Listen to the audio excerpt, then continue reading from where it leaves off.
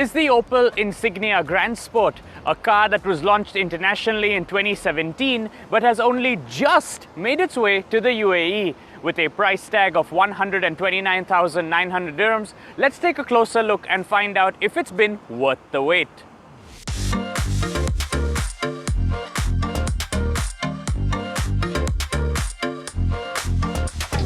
Powering the Opel Insignia is a 2-litre turbocharged engine that puts out 200 horsepower and 350 Newton-meters of torque. Unlike many other turbocharged engines, there's no noticeable lag. The car always feels like it is in its power band, and as soon as you put your foot down, it just goes. In fact, 350 Newton-meters of torque on a car of this size is a lot, so that if you aren't ready for it, it can even catch you off guard. That is a huge compliment to the engineering team, and all of the Insignia's power is pushed through a 9-speed automatic gearbox to the front wheels. What is also worthy of a special mention is how drastically the car changes personality based on which drive mode you are in: standard, tour or sport. Most other cars in this segment tend to just change the looks of the instrument cluster and perhaps hold the gear a little bit longer, but not this Insignia. Having said that, if there is one aspect of this car I don't quite fancy, it would have to be the brake pedal. I'm not sure if this is the case only with our test car or if this is the case with all Insignias, but for some strange reason, the brake pedal only has about an inch of travel. And what that means is that even the slightest press ends up with you having 100% of brake force. There's very little moderation, and it definitely requires some getting used to.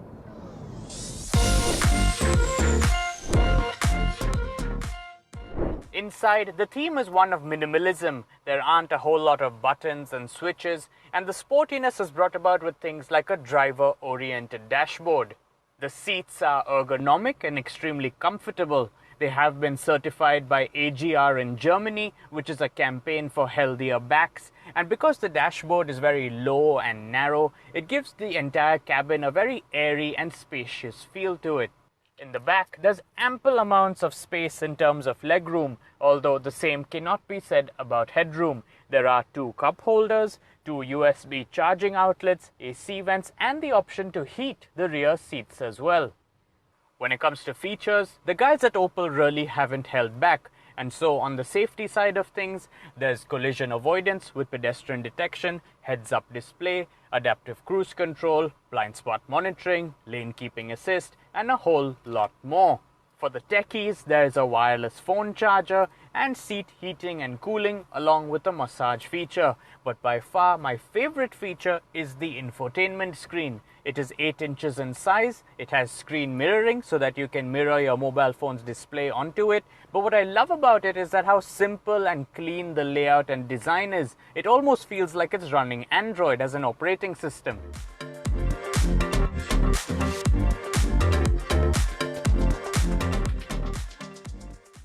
The design is undoubtedly one of the Insignia's strongest suits. It has presence, it looks sporty and luxurious at the same time. In the front, the large grille and wraparound headlights give it a very broad appearance, one that does seem to have taken some inspiration from Audi.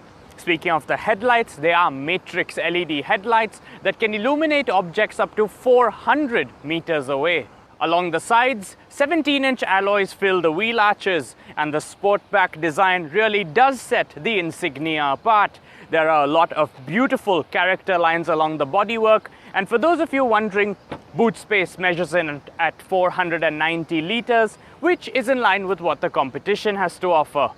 At 129,900 dirhams, the Opel Insignia Grand Sport is a good-looking car and one that is ample amounts of fun to drive. Having said that, it does go up against veterans in the segment, such as the Honda Accord, the Mazda 6, and the Peugeot 508. Which one would you have? Let me know in the comments down below, and thanks for watching.